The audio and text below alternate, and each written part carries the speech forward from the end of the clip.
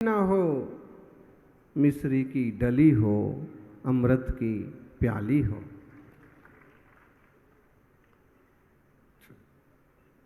सत्य कहो, स्पष्ट कहो।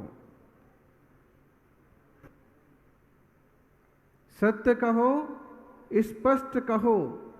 कहो न सुंदर झूठ, सुंदर हो लेकिन झूठा हो तो। सत्य कहो, स्पष्ट कहो, कहो न सुंदर झूठ। चाहे कोई खुश रहे, चाहे जाए रूठ। सही बोलो, लेकिन ध्यान रखना, सत्यम ब्रूयात प्रेम ब्रूयात मां ब्रूयात। बोले सत्य बोलो, प्रिय बोलो, लेकिन असत्य और अप्रिय मत बोलो।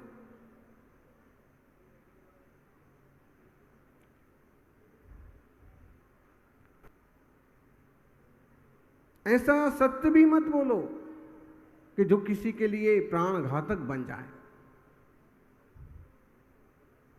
उत्तम सत्य कहो जग सारा, है ना। उत्तम सत्य धर्म की बात है आज। सत्यमेव जयते। भारत सरकार के चिन्हों पर जो 3 शेर दिखते हैं ना, प्रतीक चिन्ह, राष्ट्रीय चिन्ह, वो सारनाथ श्रेयांसनाथ भगवान की जन्मभूमि सिंहपुर में बना हुआ स्तंभ है। और उसमें 4 शेर हैं महावीर स्वामी के चिन्ह के प्रतीक। और वह फोटो लिया जाता है सरकार के सबसे श्रेष्ठतम उपक्रमों में, राष्ट्रीय चिन्ह है वो। और उसके नीचे लिखा होता है सत्यमेव जयते। सत्य की अंततः विजय होती है। यानी सत्य बोलो। सांच बराबर तप नहीं, झूठ बराबर पाप। जाके हृदय सांच है, ताके हृदय आप। सही बोलिए, समझदारी से बोलिए, ऐसे उपक्रम करिए ताकि झूठ बोलने की या झूठ करने की जरूरत ही ना पड़े।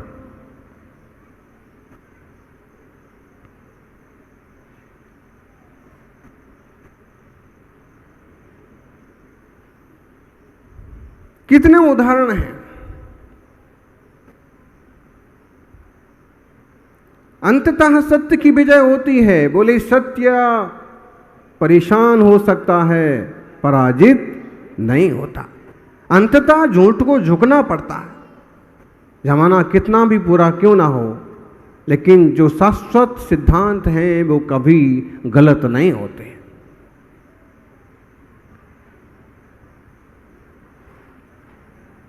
तो क्या अकेले सत्य बोलना है? अकेला सत्य बोलना सत्य धर्म है? नहीं, सत्य वस्तु व्यवस्था को समझना भी सत्य धर्म है। सत्य तत्व को जानना सत्य धर्म है। सत्य स्वभाव को जानना सत्य धर्म है। सत्य स्वरूप में स्थित होना सत्य धर्म है। सत्यम शिवम सुंदरम।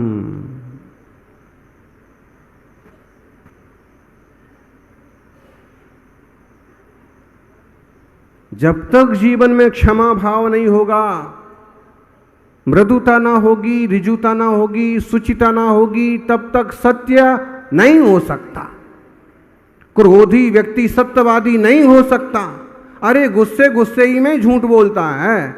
कई बार तो अपने बेटे ने गलती कर दी, उसी को डांटते फटकारते हुए जोर से चिल्लाता है, गधे के बच्चे। ये सत्य है क्या? किसको बोल रहा है? बच्चे को डांट रहा है, उसने कुछ फोड़ दिया है, कुछ तोड़ दिया है और उस पर चिल्ला रहा है। क्या कह रहा है?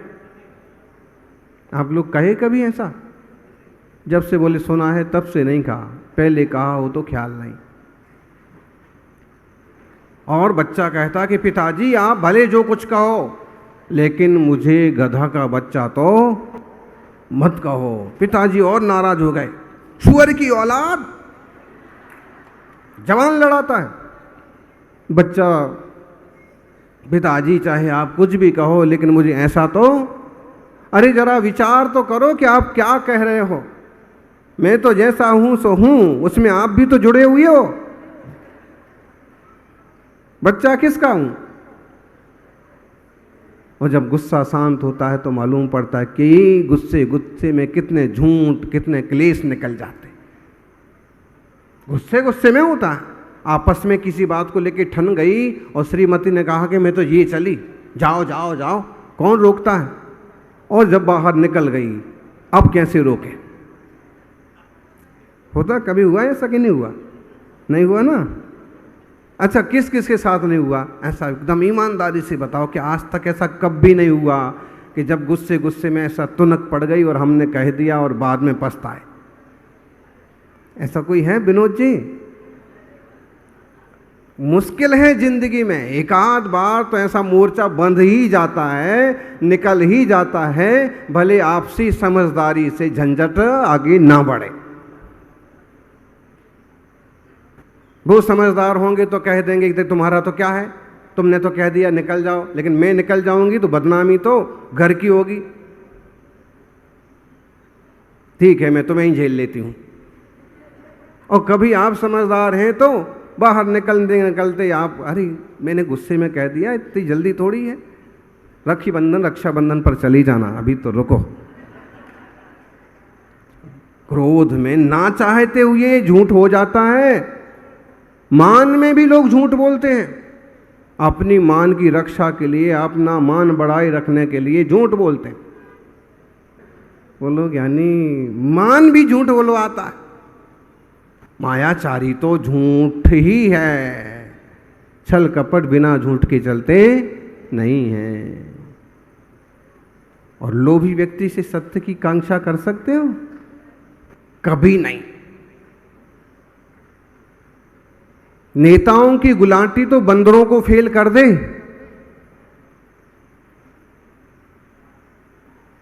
आया राम गया राम, दल बदलू, सुबह किस दल में है तो शाम को किस में होंगे। अब जब बड़े बड़े प्रतिनिधि टाइप के लोग भी ऐसे झूठ कपट फरेब करते हैं, और लोग क्या करेंगे? लोभ कभी सत्य नहीं बोलने देता, कहीं ना कहीं झूठ छुपा होगा।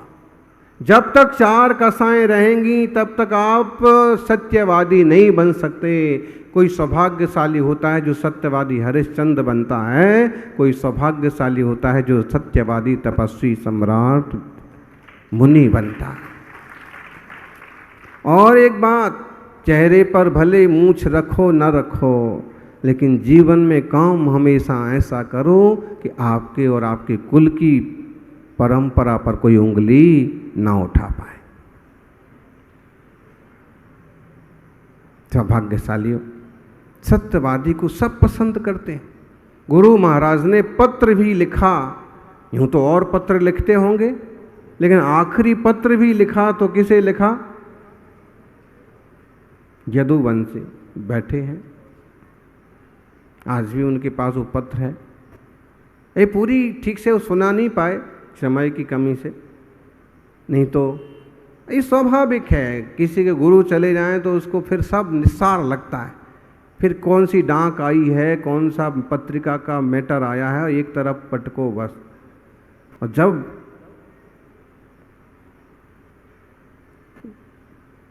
इधर चल पड़े, बीच में समाचार भी मिला, और महीने 15 दिन बाद जब खोल के देखा तो उसमें वो पत्र मिला।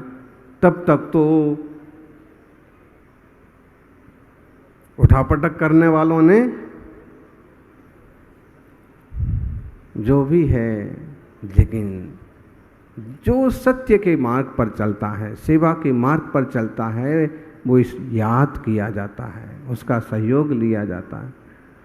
आप भी देख लीजिए, आपके पास 4 नौकर हैं, 10 नौकर हैं, आप सबसे ज़्यादा भरोसा किस पर करते?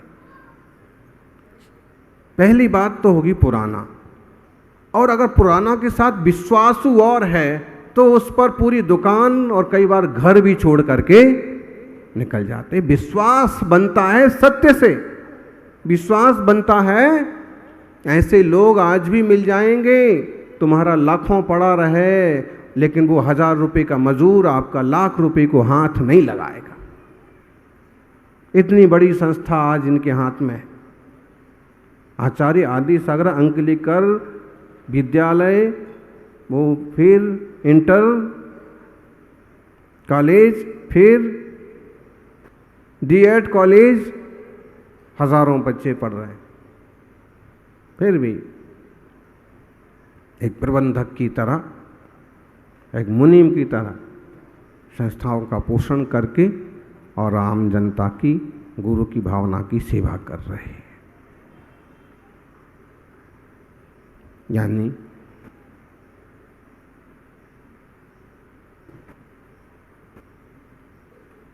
कोई कुछ भी कहे, जमाना कितना बदल जाए, लेकिन सत्य, सत्यनिष्ठा और समर्पण की कीमत हमेशा से रही है, हमेशा रहती है। आप बातों से तो सत्यवादी बने, आचार विचार आज लोग भरोसा करते हैं। जैन साहब हैं, ये कुछ अभक्ष नहीं खाते होंगे। जैन साहब हैं, इन्हें तो दिन का ही निमंत्रण दो, ये रात को नहीं खाएंगे।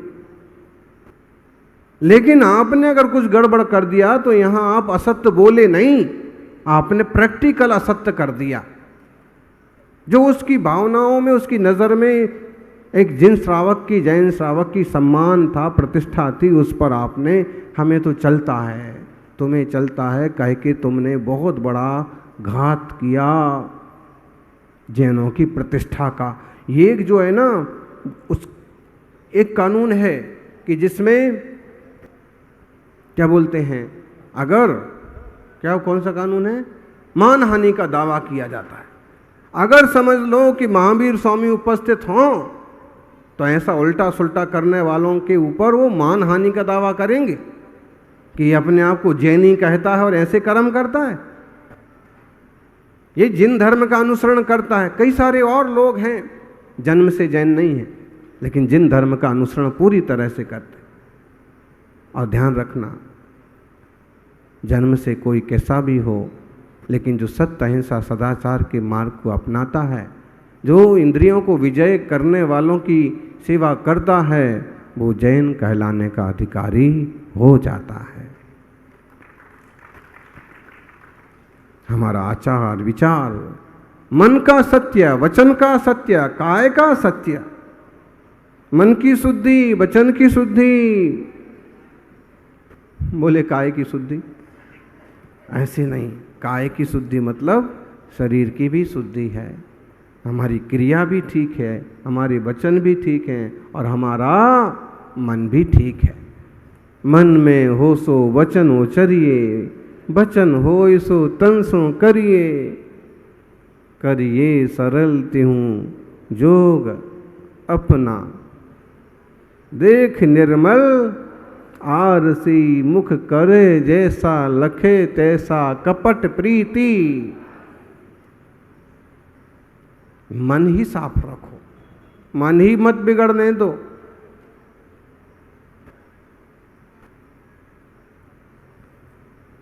लोभ आएगा, सत्य नहीं टिक पाएगा। इसलिए जब 4 कसाई बीत जाती हैं, 4 गुण आ जाते हैं, तब 5वें नंबर पर उत्तम सत्य धर्म आता है। उत्तम क्यों कहा? रत्नत्रय के साथ, सम्यक दर्शन के साथ। सिर्फ सत्य बोलना सत्य नहीं है, सत्य व्यवस्था, वस्तुनिष्ठ विज्ञान को समझना। जब तक निज चैतन्य के सत्य स्वभाव की खबर ना हो, तब तक सत्य बोलना भी उतना ज़्यादा कारगर नहीं होता। वो बहुत छोटी सी कहानी है। युधिष्ठिर को सबको एक पाठ पढ़ाया द्रोणाचार्य ने, सत्य बोलो, सदा सत्य बोलो। सब ने दूसरे दिन ही सुना दिया, सदा सत्य बोलो। युधिष्ठिर से कहा, बोले मुझे पाठ याद नहीं हुआ। गुरु ने कहा कल जरूर याद करके लाना। फिर कहा, फिर याद नहीं हुआ, फिर याद नहीं हुआ। मार पड़ी। अगले दिन अब याद हुआ। अरे भाई तुम्हें तो एक बार में याद हो जाता था, अभी तक। बोले गुरुजी पाठ तब तक याद नहीं हुआ कहलाता है जब तक कि वो जीवन में ना उतर जाए। मैंने इसे आज जीवन में उतार लिया, इसलिए आपको कहा कि सत्य सदा सत्य बोलो। कोई भी गुण है प्रैक्टिकली जीवन में उतारेंगे तो जीवन मंगलमय होगा। यानी उत्तम सत्य धर्म कथ्य नहीं, जीवन का तथ्य है। इसे किसी को दिया नहीं जाता, इसे किसी से लिया नहीं जाता, इस सत्य को तो केवल जिया जाता है, केवल जिया जाता है, अनुभव किया जाता है। उत्तम सत्य धर्म रूपी मंजिल प्राप्ति के पूर्व सत्यानुव्रत, सत्यानुव्रत, फिर सत्य महाव्रत, फिर भाषा समिति, फिर वचन गुप्ती, इन सारी सीढ़ियों को चढ़ के जाते हैं तो उत्तम सत्य धर्म की उपलब्धि तब होती। वाणी पर कितने सारे बैन लगाए हैं, कितने सारे कंट्रोल, वचन गुप्ती, चुप रहो, कुछ मत बोलो, बोलना है भाषा समिति, कम बोलो, काम का बोलो, हित मित प्रिय बोलो, फिर सत्यानुव्रत का पालन करो। व्यापारी हो, व्यापार के लायक छोटा मोटा चला लो। सत्य महाव्रत, पूरी तरह से मन वचन काय कृत कार्य तनु सत्य का अनुसरण करना। जब इन सब की उपलब्धि होगी तो उत्तम सत्य धर्म आत्मा स्वरूप में प्रकट होगा। यानी सत्य ही श्रेष्ठ धर्म है। जहाँ सत्य नहीं है वहाँ आत्मा से साक्षात्कार असंभव है। बिना सत्य के कल्याण की प्राप्ति कभी भी किसी को भी नहीं हो सकती। सत्य धर्म को समझें, जिन धर्म को समझें। बिना सत्य तो सारी व्रत बालू से तेल निकालने जैसा काम है। अरे आदमी में खूब गुण हो, खूब संपत्ति हो, लेकिन झूठ बोलता हो, वो एक सत्य घोष की कहानी आती ना। आज के दिन उत्तम सत्य व्रत में छोटे छोटे विद्वानों को, नए वक्ताओं को कुछ नहीं सूझता है तो एक बढ़िया सी कहानी आती है सत्य घोष की।